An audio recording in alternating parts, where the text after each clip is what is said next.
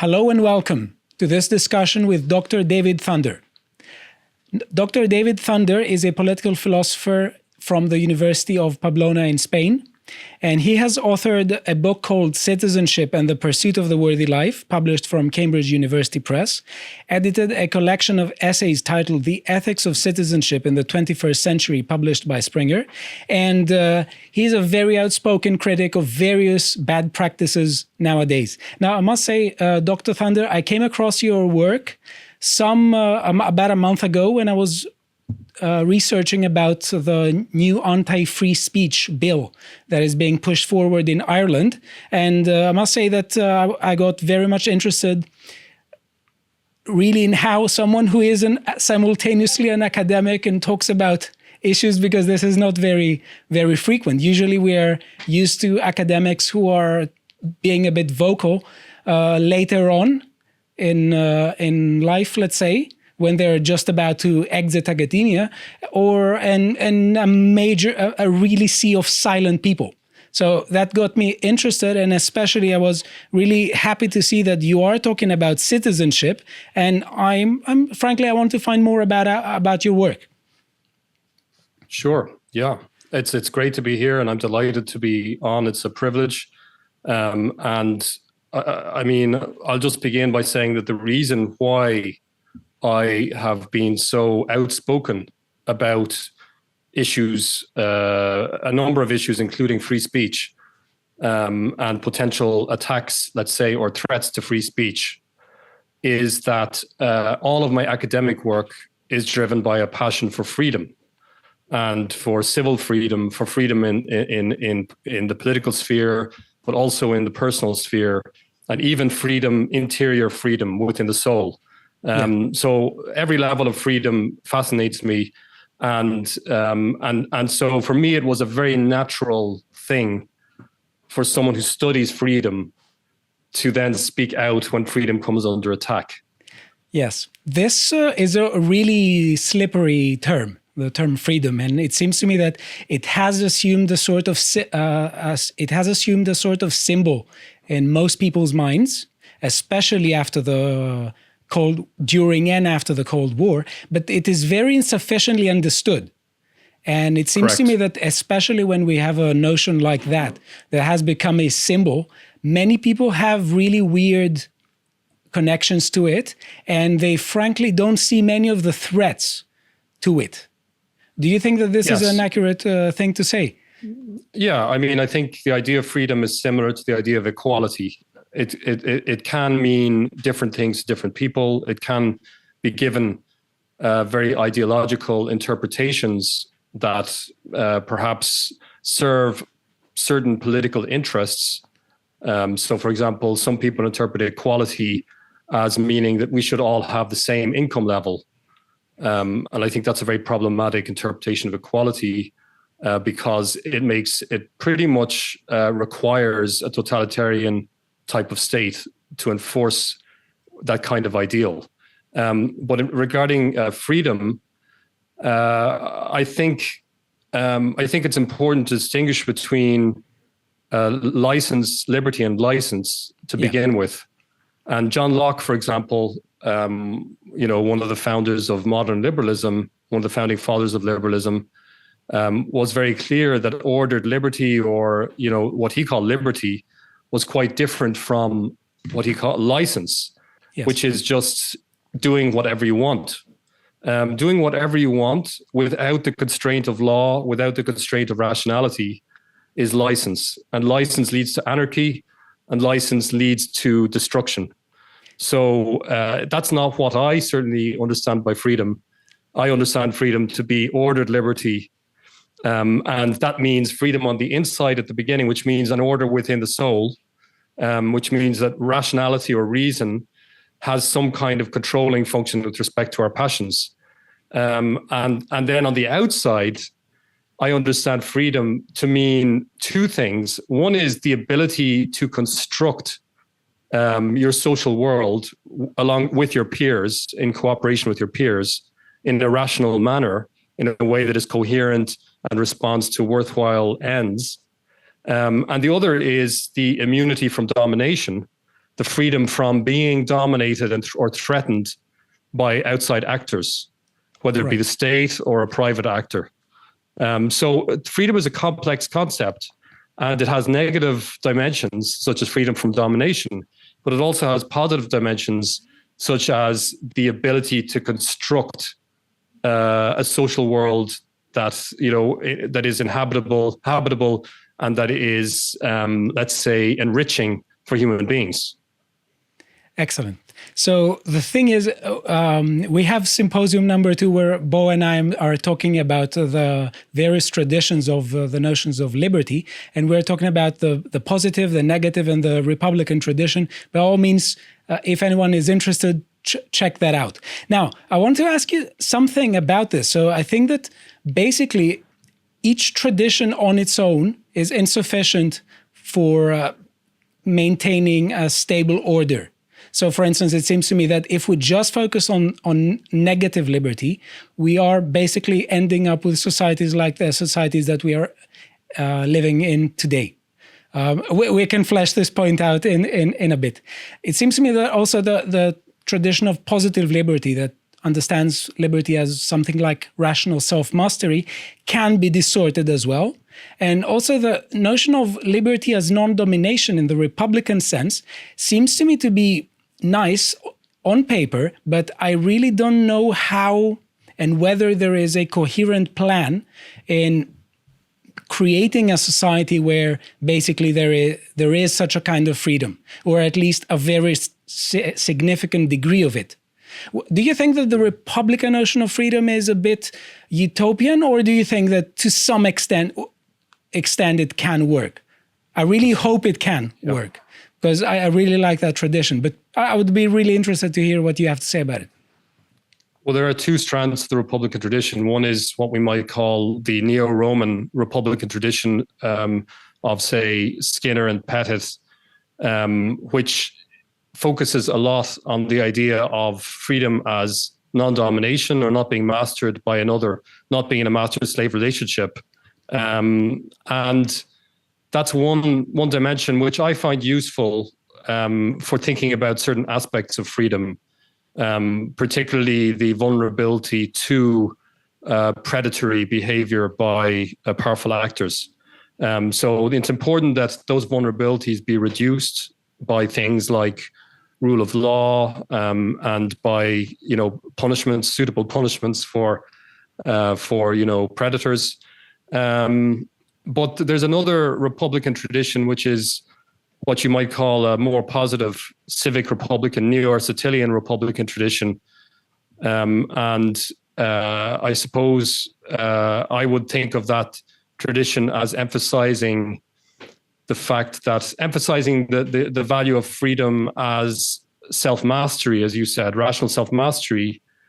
And this, on this view, to be a good citizen and to have a functional civic life actually means to govern one's own life and the life of one's community in accordance with reason, and or with rational criteria, and through rational deliberation.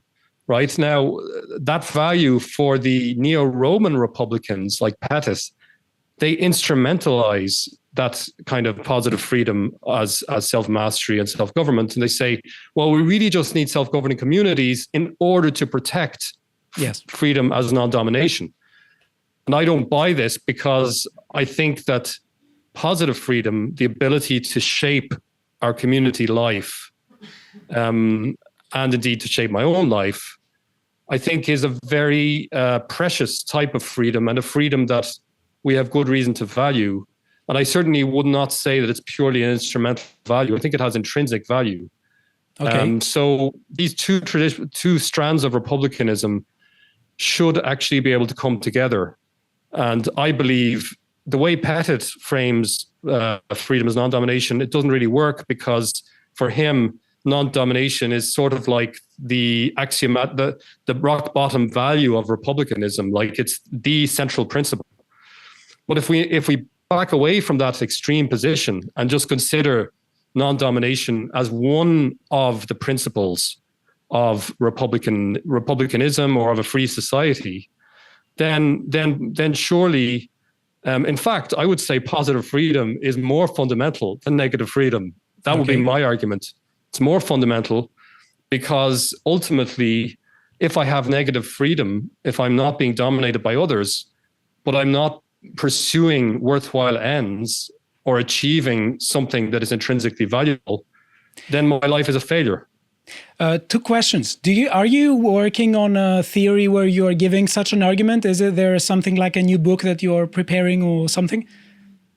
Yes, exactly. So I am actually preparing a book in the final stages of preparation, which is called The Polycentric Republic, A Theory of Civil Order for a Free and Diverse Society.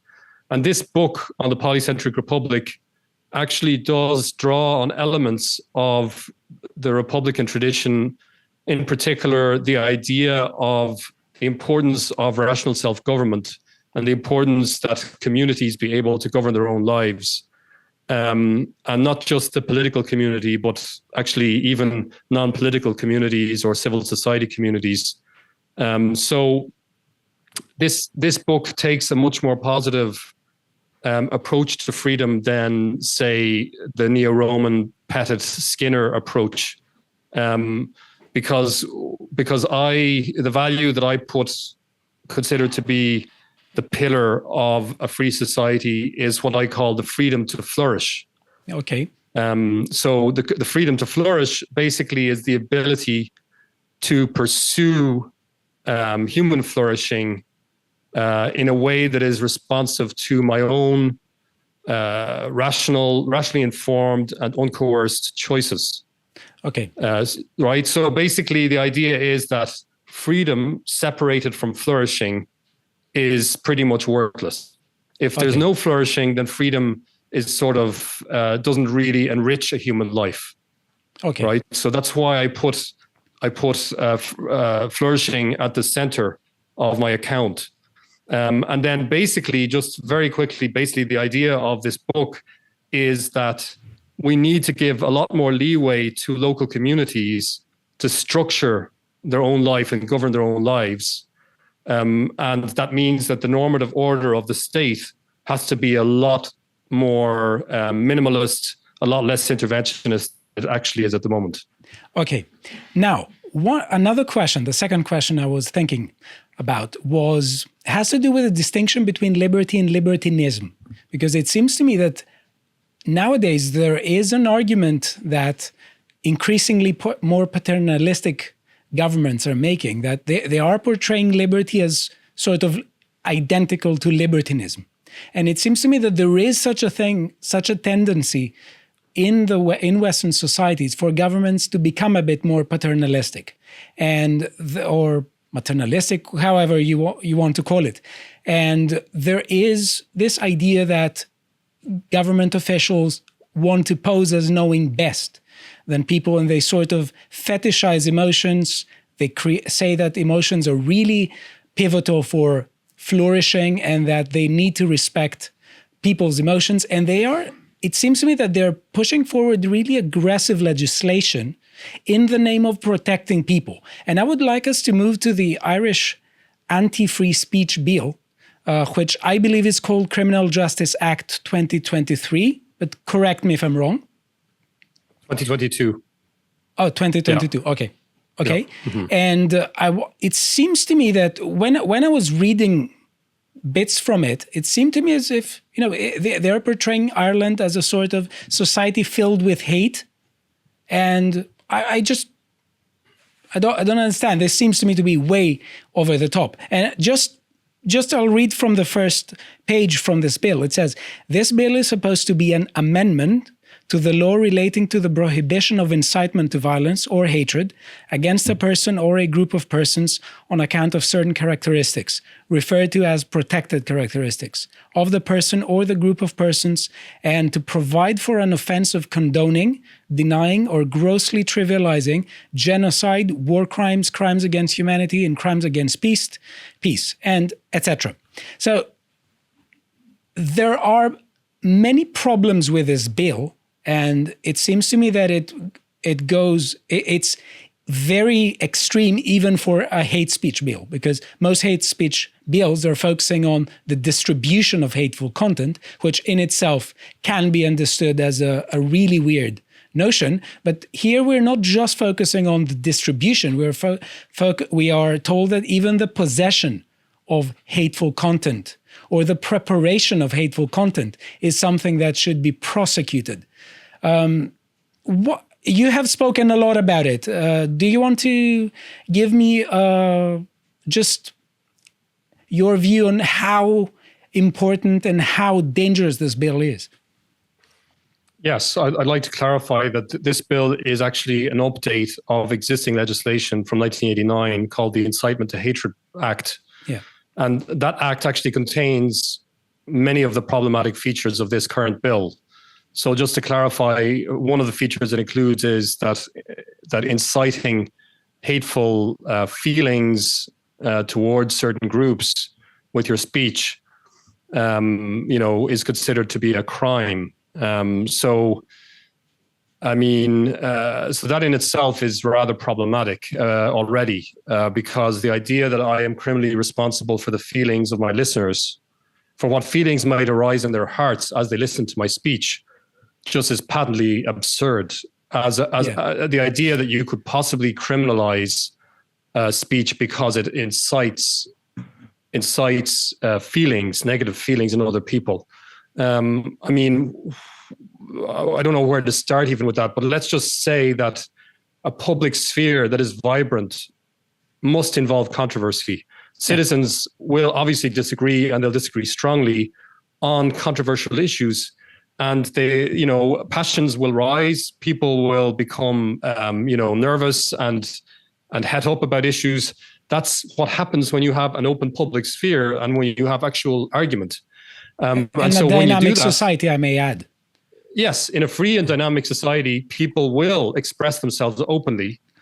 And when they do so, they will say things that upset other people because there's a lot of stuff we don't agree on.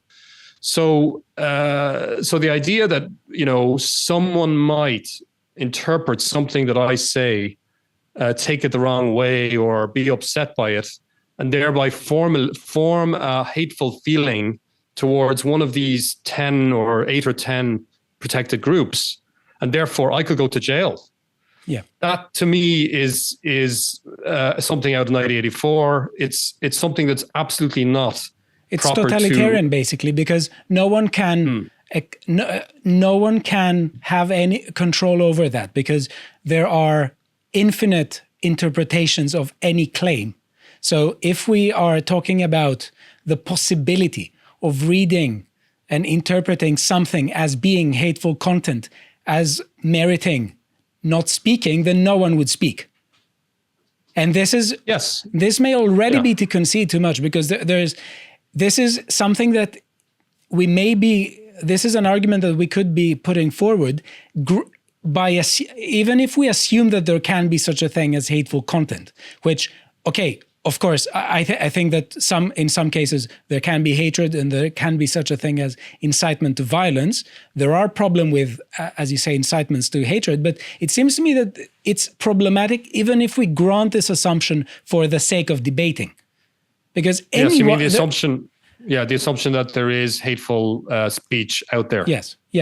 Yeah, absolutely. But there's deceitful speech, there's annoying speech, there's anger inciting speech, there's excited speech, there are all sorts of speech. There's lots of speech out there that's bad, that we don't like, that is harmful for society. But we don't shut down speech because we think it could upset people, or it could be politically incorrect, or that it could potentially be hateful. The real issue here is that it's not with the moral ideal of non-hateful speech. I share this ideal, that we should not be, pigeonholing people, expressing, ignorant prejudices towards people, putting them in these boxes and, denigrating them because they belong to this race or this religion or whatever. That's all lamentable that happens. but lots of lamentable things happen in society. But we don't make everything that's bad illegal.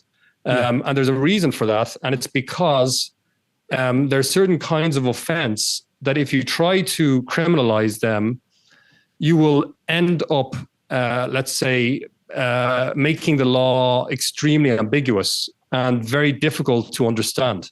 Yeah. So the idea of a hateful speech, for example, there's a distinction in this law between incitement to hatred and reasonable contributions to public discourse. Which is a very nebulous concept, because on its own, we could say, yeah, okay, there is such a thing as reasonableness, there is such a thing as contribution to public discourse, but the question is, who judges what constitutes a reasonable contribution to public discourse? And I may say that the more time goes by, the less optimistic I am that the bureaucrats entrusted with the power to make such judgments, that they can actually make them well. That may be a bit too pessimistic on my side, but on my behalf. But what do you think about this? Well, it goes back to something you said earlier, that hate speech laws are highly paternalistic. Yeah. Because what they do is they set up a kind of thought police, which should be the state or the representatives of the state or the agencies of the state, including police officers who have to make judgments about whether to arrest somebody, prosecutors who have to make the same, the judgment about whether to prosecute. And really the issue here is that why would we assume that people, just because they're state officials, will have better judgments about what counts as hateful speech versus reasonable contributions to discourse? Yeah. Basically, people who are public officials are just like you and me. They're actually, often they're even worse than ordinary citizens. So, in terms of their motivations, they have a lot of access to power very often. And power, as the old adage goes, power corrupts and absolute power corrupts absolutely. To have that power at your disposal, it starts to go to your head, and you can very easily start to kind of set yourself up as a kind of an expert, as a superman, as someone who can stand above the masses and look down on them and tell them how they should live their lives and instruct them on what kinds of discourse are acceptable and unacceptable. And I think people who approve hate speech laws and disinformation laws, I think that they are either they are politically calculating that the people who enforce those are on their side, so they'll help them out, which could be one possibility, right? The cynical interpretation. Or they're just hopelessly naive, and they think that people in power are philosopher kings who have this superior God's eye perspective on reality and who can make much better decisions than ordinary people, and can sit up on moralistic high thrones and look down on the people and point out who has deviated from their social norms, which now, by the way, are no longer social norms, but legal norms. Yeah. Because really it's a codification of ideology, of a kind of moral ideology, about, appropriate and inappropriate types of speech and attitude. And it really intrudes into the internal sphere of thought and the private sphere of the home, because this particular bill, in fact, goes even further than other hate speech laws, because what it does is it criminalizes the mere possession of content that would be deemed likely to incite hatred in society. The mere possession. So police could get a warrant to come into your home, search your home, force you to give your password to open up all your electronic devices, seize your devices, and arrest you because you had a text sitting on your computer that they thought could incite, no, technically it's would likely incite hatred. Which it towards doesn't one of the even protected have to groups. be actual. It doesn't have to have incited violence. They say that it is likely to incite. And Exactly. they don't even run the test. No need to run the test. And they preemptively shut it down. And one question here, because this seems to me to be a very totalitarian aspect Absolutely. of this bill, because of course, every time we talk about legislation is one side, one thing. There is also the question of law enforcement. That is another thing. So the question is, if, let's say, people legislate something like that, how can they enforce such a law without actually getting the warrants that you just mentioned? So it seems to me to be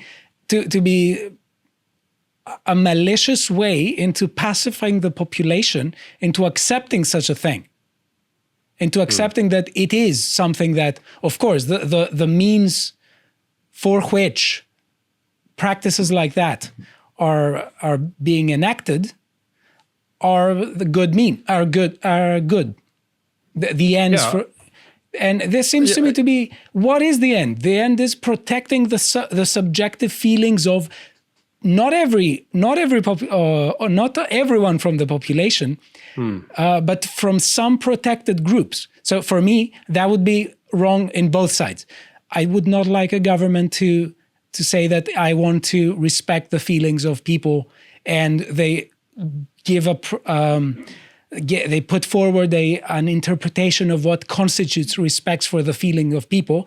I would think that's a recipe for disaster. But here there's an extra step, because it's not, I think it's not just the people in general, it's some protected groups who possess protected characteristics. And I was reading it, for instance, it says here, some protected characteristics are race, color, nationality, religion, national or ethnic origin, descent, gender, sex characteristics, sexual orientation, or disability. And in gender, it says, gender means the gender of a person or the gender which a person expresses as the person's preferred gender, or with which the person identifies and includes transgender and a gender other than those of male and female, etc. So it seems to me that this bill is just created to stop debating and stop brainstorming in civil society.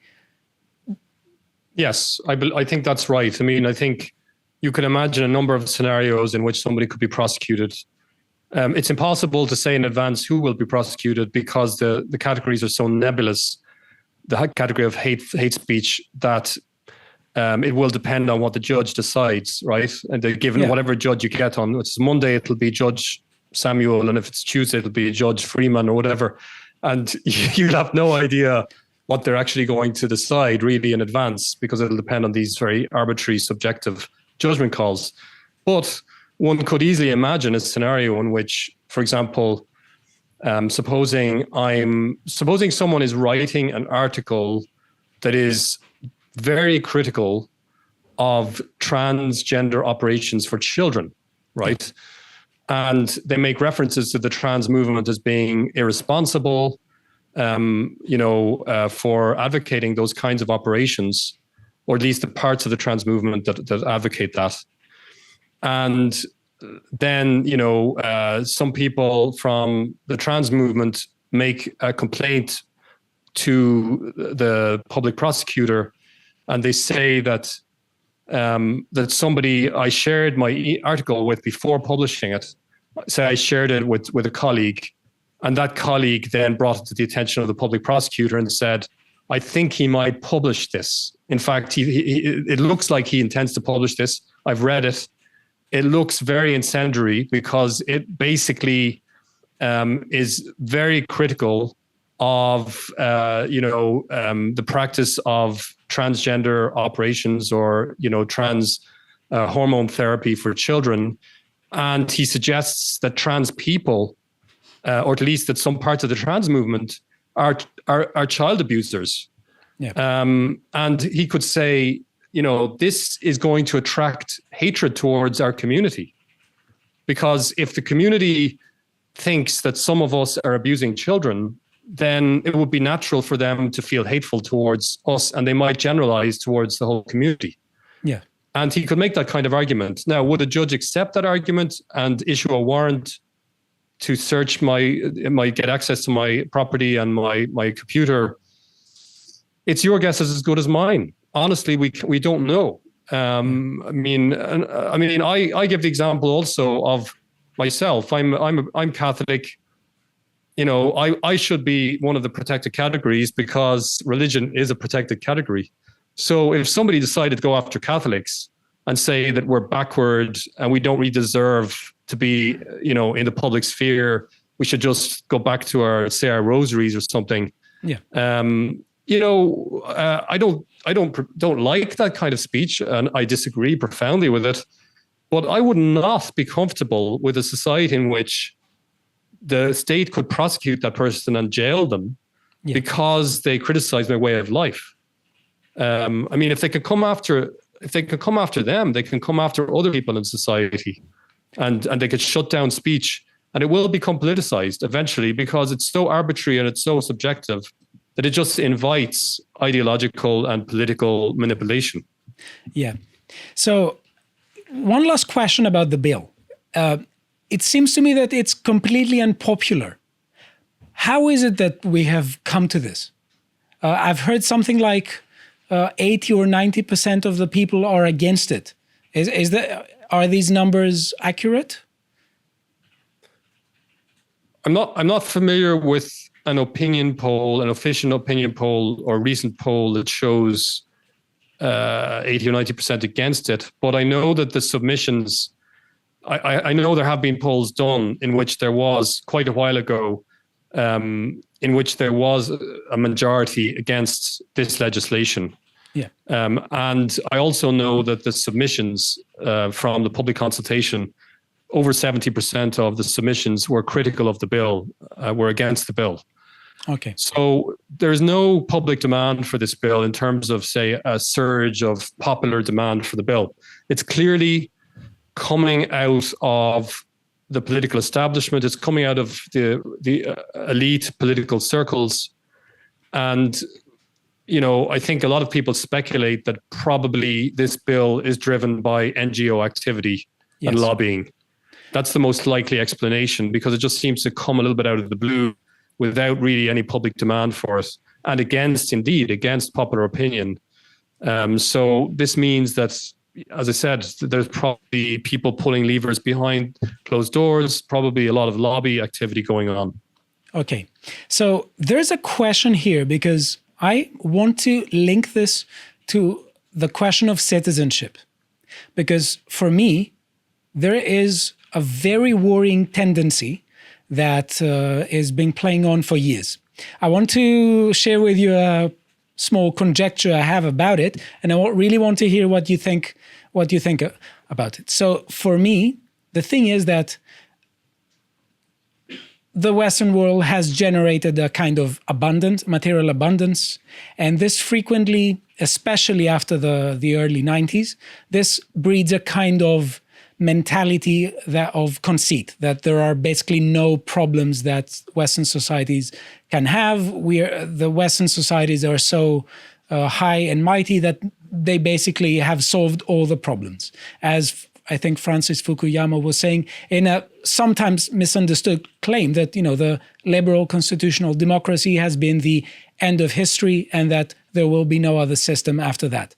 So for me, it seems to me that after the early 90s, there has been a sort of underestimation of problems such as multiculturalism and things like mass immigration, and there is also an issue with cosmopolitanism, I would say, but that's a third, that's eventually down the line. But for me, the thing is that this wealth in this social context created a really large class of people. I would say it's the overwhelming majority of people who stopped being concerned citizens and they minded their own business. So this lack of engagement, this lack of political culture, let's say, created an imbalance of power where it was very easy for people, the NGOs maybe you mentioned, governmental officials, to basically take advantage of people not paying attention. And basically that's how we woke up right now in a world that has nothing to do with the world that we used to live in 5 or 10 years ago. And it seems to me that the key word here is habit. Many people are habituated into thinking that there is nothing wrong. They're habituated into not wanting to think that there are significant problems, which is why, for instance, very frequently I'm trying to tell people that, you know, there are some issues in society and they don't want to listen. Now, do you think that this has to do with a lack of active citizenship, or do you think that this theory is completely wrong? Well, like a lot of theories, it's unlikely to be completely wrong. Usually theories have something interesting to contribute. So I would say that I find it interesting, this idea that wealth and affluence could induce complacency and perhaps a certain kind of disengagement from the public sphere. But frankly, I think that particular tendency, as they say, that horse left the stables a long time ago.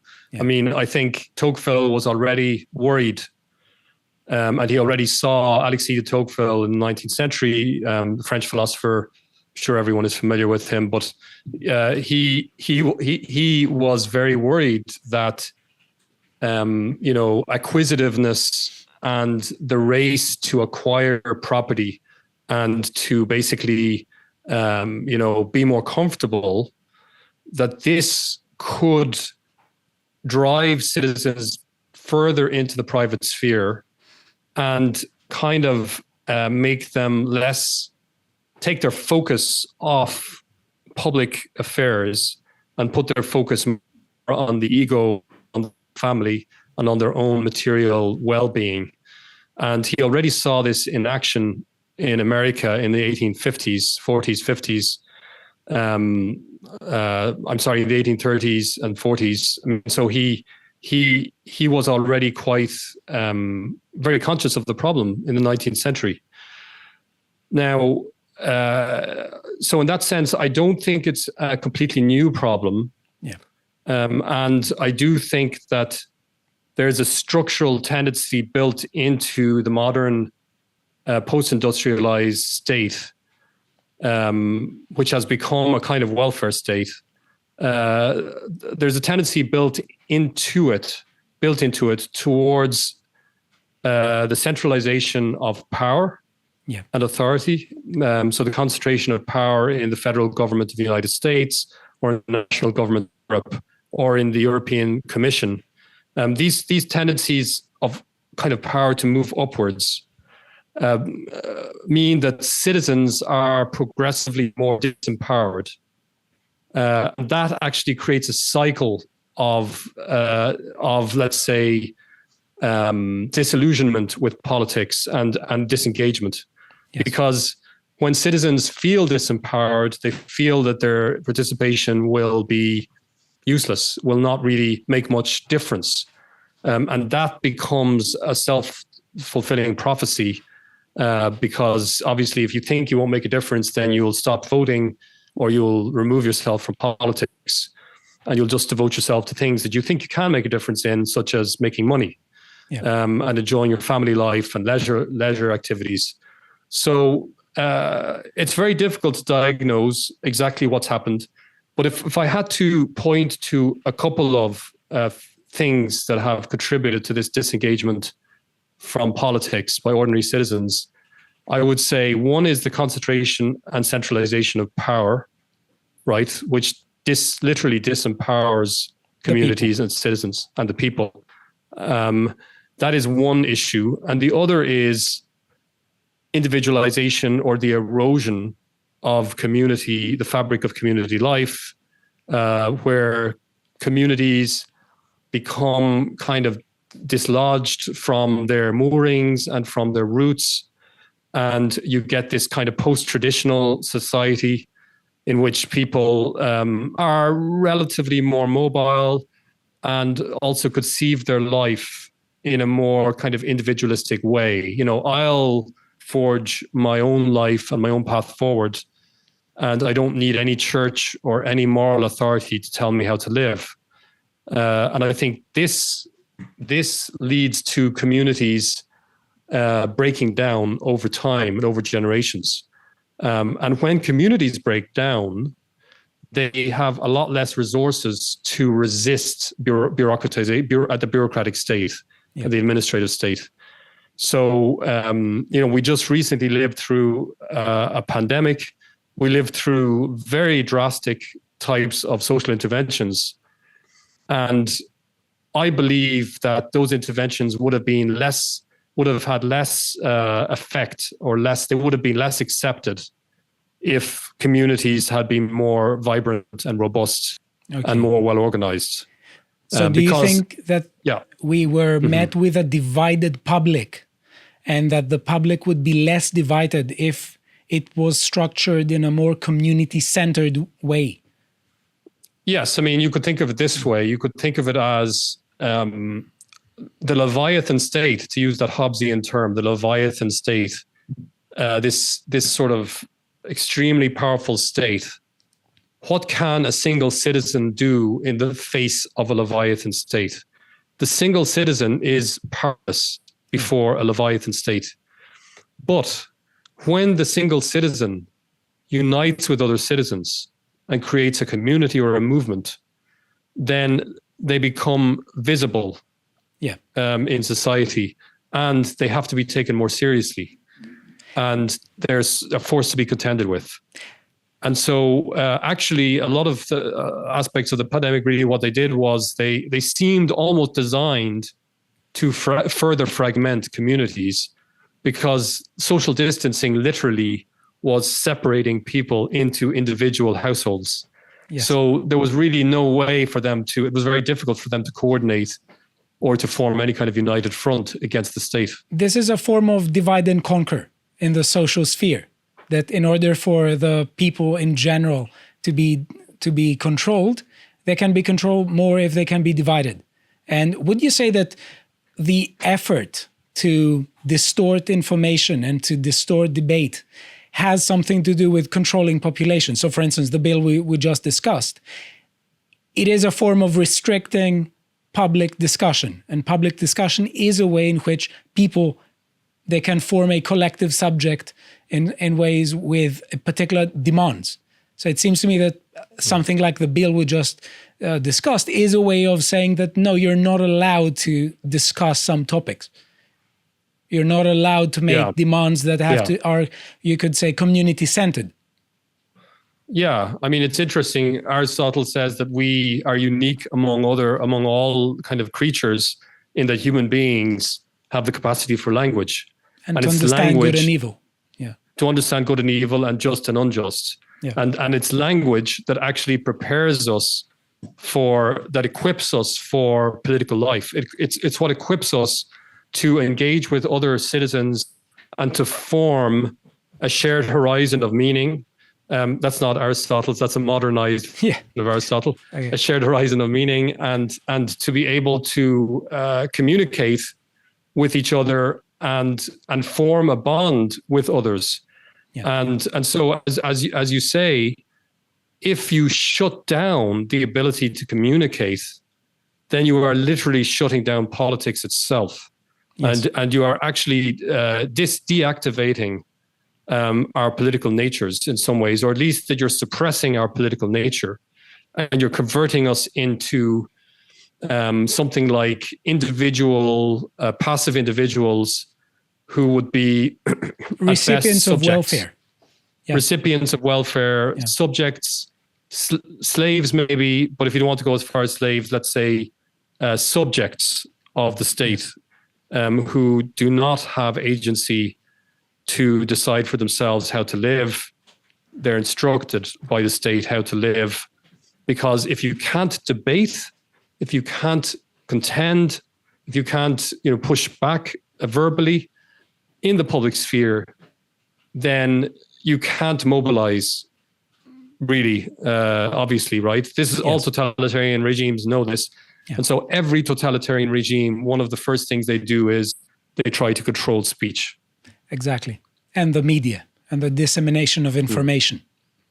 Exactly. Okay, so I want to ask you something that is a bit more philosophical about citizenship, because I want to ask you, what do you think is the importance of citizenship for what we call the good life? Do you think that, for instance, it's an integral part? What is it about citizenship that makes it so important for our lives? Yes. Well, I think that there are two aspects to this question. One is that citizenship could have an instrumental value, right? So that's actually more of the kind of neo-Roman kind of Philippeted approach. And actually, I think there's a lot of truth to that engaging as a citizen is it's a defensive maneuver that can limit the damages that the state can do to my community. Yes. And McIntyre, I would say, roughly takes that kind of line. So, I can't afford to ignore such a powerful actor as the state, or even my local municipal government. I can't afford to ignore them because they could do quite a lot of harm, if they're not checked. Yes. And so maybe they're not, angels, maybe they're not, well, obviously not angels or saints. And they may not even be very competent, but at least I can maybe limit some of their damages that they do to the community life. So that's one, that's the instrumental approach, because, after all, living a good life surely is taking responsibility for warding off threats to the quality of my life and the life of my community, and our ability to actually live up to an ideal that's coherent, to educate our children, and in an ideal that we believe in, and that we and that can help them grow as human persons. So that would be one aspect. The other aspect is the question of whether citizenship actually involves directly, let's just say, intrinsically valuable virtues. Okay. And intrinsically valuable character traits, let's say, or virtues. And whether or not it directly enriches a human life or makes our life fuller, more complete, participating in political life. And on that question, I'm a bit ambivalent, because I think that politics at the level of the state, the modern state, the value of engaging in that kind of politics is more of an instrumental value. Okay. I think. But I think in order to acquire those, let's say the benefits of that engagement, I do have to develop human virtues, such as, resilience or fortitude, prudence in my interventions in the public sphere, courage in the face of adversity. There are a lot of magnanimity in the sense of trying to achieve worthwhile projects and sacrifice for those projects. I think there can be really valuable character traits developed through our political engagement. Okay.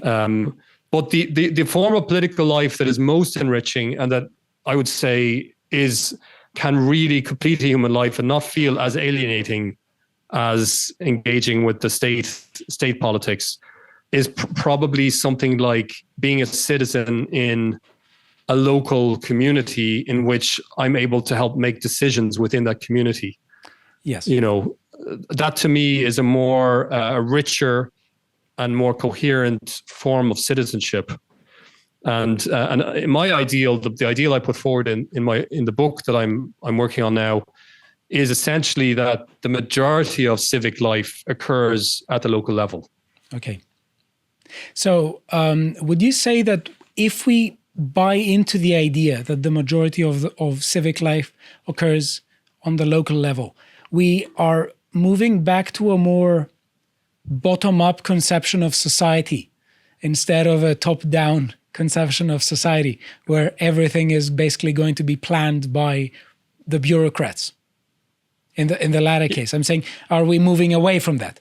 If we see that society is mostly a spontaneous order, and we are using the state in order to mitigate some of the conflicts that arise in such a concept, as opposed to viewing the state as basically something that is going to create a plan and to impose on the whole of society. Do you think that it moves towards the former? Yes, I think that basically, I think bottom up is a way of describing this. Yeah. And I think that these local communities, what they do is they're not completely self-sufficient. So they're not like the Aristotelian polis, because they're not completely self-sufficient. They're actually interdependent, and they're also dependent on a market, a market economy that actually transcends the limits, the boundaries of those small communities. Yes. So this means that they have no choice if they want to achieve their own flourishing. They have no choice but to cooperate with other communities, and also to engage with or use coordinating mechanisms that will help them to achieve their goods and services. And so, or even to defend them, even in terms of policing or military defense. All of this can happen by delegating authority to representatives who can represent their interests in assemblies or in councils that in a way coordinate the life of a larger society. But of course, this process of control and delegation, as I conceive it at least, is a bottom-up process. Yes. So it's very different to the modern state in most cases, in which there's a national plebiscite, in which a majority of the national plebiscite, will determine who governs. I firmly believe in the idea that, like the Swiss cantons, Swiss Confederation, I think basically the idea that they have one of their houses or one of their chambers of the parliament is basically a kind of has like representatives from all of the cantons. And they have, as far as I know, they have, I don't know if they have exactly equal representation, but they have roughly equal representation, the cantons, right? So this is, or even in the United States, the Senate gives equal representation to the different states, right? These are ways to recognize the equal standing of communities in the whole theme. And they're a way to sort of push back against the majoritarian tendencies of modern democracy. Okay. And so I would be in favor of giving those senatorial chambers a much more dominant role in politics, giving them more power, so that local communities have more of a check on central power. Excellent. So you think that in a way we should move towards decentralization in order to offset the centralizing tendencies that we are encountering nowadays. So is that accurate? Yeah. Yes, that's accurate. Okay. Now, I want us to move a bit to another discussion that has to do with the Rawlsian idea of a public reason. And the reason I'm asking is because it seems to me that the kind of paradigm that we're living in is, to a large extent, influenced by the thought of John Rawls. And many people, especially in academia, who are, let's say, disciples or followers of Rawls, or people who draw inspiration from him without necessarily accepting everything he said, they do give some sort of arguments about the society we live in that frequently appeal to notions that Rawls makes. So the question is, there are many questions, by the way, but I want to ask you what you think about the following. It seems to me that both in a theory of justice and in political liberalism, Rawls talks a lot about autonomy, and he talks about autonomy in the context of the following of self-respect. And it seems to me that after Rawls, there has been a very major tendency, or we could say that the tendency was already present, but it was rephrased in Rawlsian terms afterwards, of treating self-respect, which is to some extent a subjective notion, as being the basis of what states should grant people. So would you say that we are sort of encountering an attempt to conceptually engineer the conditions that are associated with self-respect? And many people who are in favor of centralization and more centralizing governments, they are appealing to the notion of autonomy conceived of as such in order to push forward the centralization agenda that they have. Because frequently they do appeal to an idea of self-respect, and they do say that we want to restrict speech because hateful speech is harming people, and harming people requires harming their self-respect. And it means that we are not granting autonomy, which is what the liberal state should do. Do you think that this is sort of accurate, that Rawls has given a new phrasing to this not totalitarian, to this centralizing tendency? Well, there are a number of issues that you've raised there, so I'm going to try to take selectively. Yeah. Sorry if I was a bit bombastic, but no, it's fine. I'll try to just take a few of the issues that you mentioned. Centralization. Rawls. I'll start with the last issue of centralization. I would say that because Rawls, the way he idealizes justice and the way he idealizes political order, the way he theorizes political order, it's from the perspective of a unitary state, and the units are basically the individuals and the state. And he does recognize the individuals have a background culture, but the people who have standing to, let's say, negotiate the terms of cooperation are individuals. Yeah. For Rawls. Okay. And so I think that what I would call the jungle of social life, the jungle of associational life that makes up, society, just sort of falls out of the picture for Rawls. It's really bizarre. It's like he just says it's the background culture. But then when it comes to designing principles of justice, it's a kind of social contract between individuals who constitute a single state. When you think about the implications of that, it basically means that local communities and sub-state associations have no independent standing in forming the social contract. Yeah.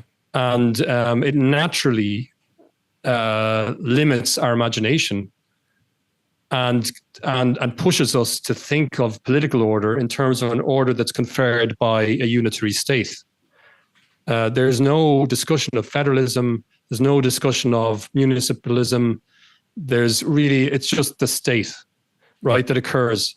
And I'm sure Rawls, if he was alive, God rest his soul, if he was alive, he would probably say, no, but I wasn't interested in the internal configuration of polities. I was just interested in idealizing, developing a theory of justice. But I would say, actually, it is relevant because if your theory of justice is built for individuals as constituents of a unitary state, then you have fundamentally changed the terms of the negotiation, because the negotiation should actually be between communities with different conceptions of justice. Yes. Where they have to negotiate with each other. So it's an indirect way in which Rawls pushes us towards the centralized state, mainly by the way he sets up the social contract, which, by the way, is, in my view, is the way that other contractarians have set it up as well. I don't think it's just Rawls. I think this goes back to Hobbes and Locke and Rousseau even. I think they do conceive the social contract as a contract among individuals fundamentally.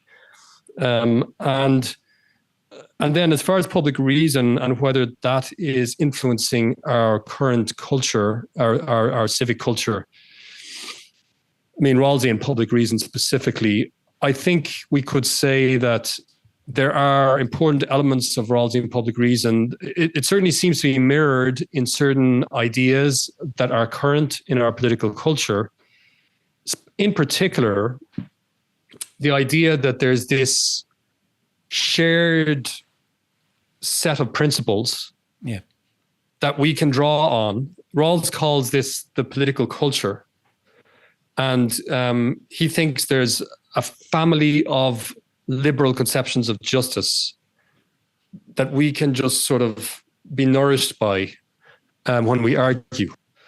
And I mean, many people have criticized Rawls for this move. And I think this move will become more and more untenable. I think for a lot of people, it's a passé move that really, it's not even like something that should be, it's not even something that is almost worthy of serious debate. Okay. Because basically, but there are people who still buy this Rawlsian idea. But if you look at how society is actually, the makeup of society, it's patently ridiculous to say that there's already a pre-existing set of conceptions of justice, liberal conceptions of justice, that can provide an overlapping consensus for everybody to agree on. No, I don't think that exists. I think that a more realistic approach is to say that there are probably certain procedural principles, like constitutional principles, that have broad consensus in society to do with how we make decisions and whether elections are valid. That consent, that might actually count as a kind of an overlapping consensus, because if that goes away, then we're in big trouble. Because we need that. And so I think Rawls is way too ambitious in the amount of consensus he assumes in society. And so the reality is that insofar as there is consensus, it's constructed through discourse. And it's built up through discourse between people who disagree. And so there's this weird static idea of public reason in Rawls, where you have these pre-existing principles and then discourse departs from these pre-existing principles. Whereas for me, discourse is this messy thing where, we agree on some things, maybe particularly the idea that, for example, I don't kill the people that I'm arguing with, or I don't use violence to impose my opinion in general. And that might be enough to get a conversation off the ground. But that's certainly not having a shared conception of justice. Okay. So one thing to say for our audience, so Rawls seems to me, especially in political liberalism, and published in 1993, he seems to me to be accepting a kind of what he calls a kind of reasonable pluralism, which seems to be the idea that he accepts that he is in a society, or he is talking about a society where people are going to have different views of the good life, which he counts as reasonable. And his idea of the overlapping consensus seems to be a sort of idea where he says that, well, the only way to achieve a kind of coexistence is if every person, despite the fact that they have a comprehensive view of the good life, thinks in terms of public reason. And public reason is that, let's say, pool of reasons that are common to all these views of the good life. No, to people who embrace different views of the good life. But they accept that they cannot push forward the entirety of their view of the good life. Would you say that this is a way of thinking about it? Well, that's Rawls's position, yes. Okay. I mean, that basically that's his position, that it's about letting in the reasonable people. Mm-hmm. Question here, which is also building on something you said before about communities. It seems to me that in the Rawlsian idea of public reason, concern about community seems to be I don't understand if it is within public reason in Rawls. So if Rawls thinks of society just as an aggregate of individuals who, behind the veil of ignorance, try to legislate the, let's say, laws of the basic structure of society, there seems to me to be an insufficient appreciation of community. And the question comes here: what if people in a modern Western society start thinking that community is a value, and community is not just being with some people together in a geographical region? To be a member of a community is to have a sort of a common way of life that sometimes has much more in common than people in, let's say, multicultural societies have. And it seems to me that from a Rawlsian perspective, that would be sort of outside public reason, that we would not be allowed to think of it as being a value, because it would be unreasonable. It would be seen as sort of inciting hatred against other communities. Do you think I'm putting forward a completely far-fetched view here, or do you think that there's something there? Well, I think that Rawls, as I suggested earlier, in the way he sets up the social contract, he doesn't give any clear standing to associations, groups, or communities within the state, under the jurisdiction of the state, to actually have standing to negotiate the terms of the social contract, the terms of cooperation. So I think in that way, his thinking about justice and his thinking about the constitution of the state is fundamentally individualistic. Yeah. And therefore, it makes sense that he would neglect the role of communities in the constitution of the state. And I think that's definitely true. Now, regarding public reason, whether or not communities are relevant to public reason and what relevance they have, I think Rawls would say that,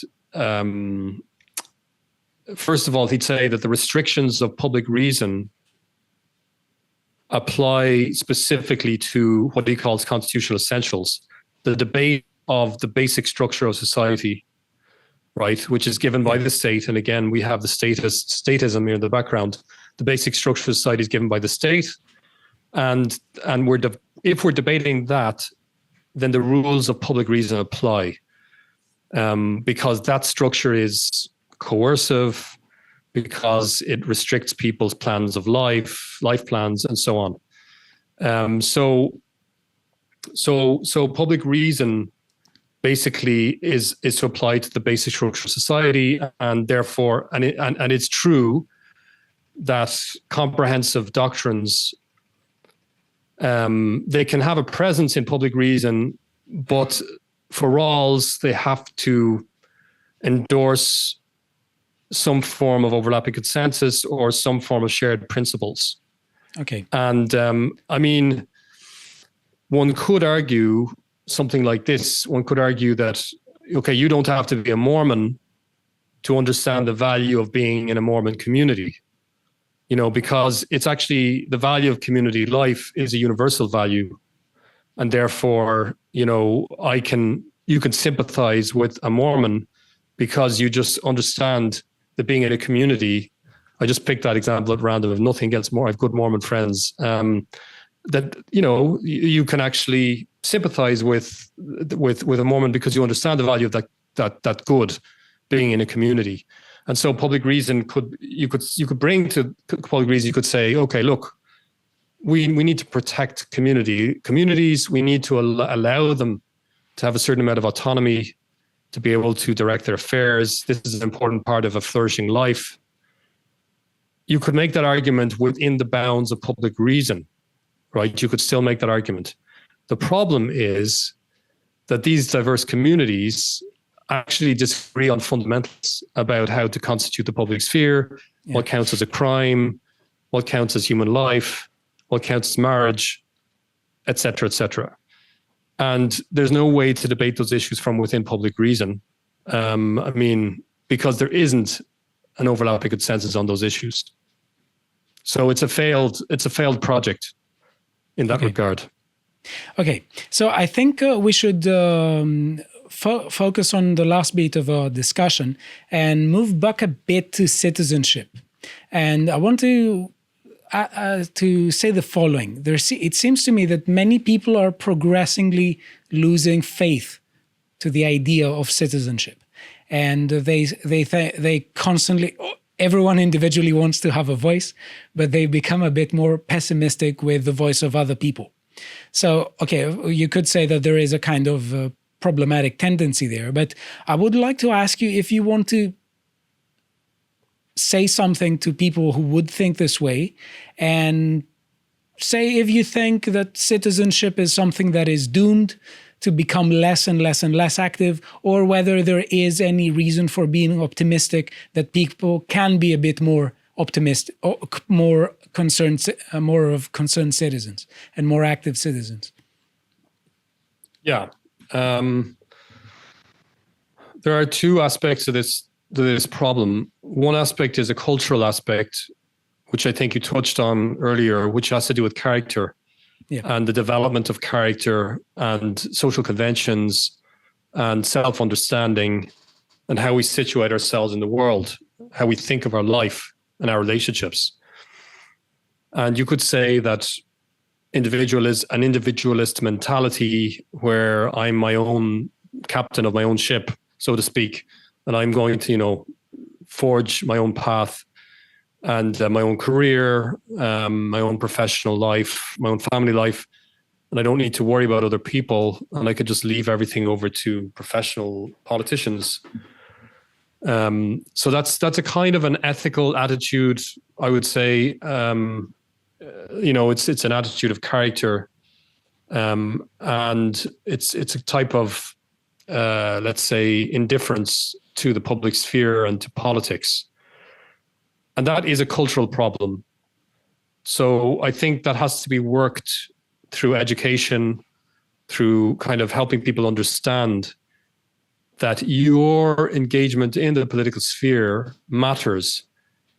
It matters for the future of your community, right? Yeah. People need to understand that. And that might take a crisis sometimes for people to understand that. But anyway, so that's one aspect. The other aspect is the institutional aspect. And that is that until there is more devolved power, until power is more devolved to communities, I believe that there are just hard limits to how much you can have an engaged citizenship or citizenry. Yeah. People have busy lives. They have family, they have work, they have, social life. They have a lot of things going on. And if they don't see the value added of their contribution, if they don't see that it's going to have an impact on their quality of life and the life of their neighborhoods and communities, then of course they won't be motivated to participate. And also the fact is that the institutions as they stand make the citizens' participation very much an uphill battle.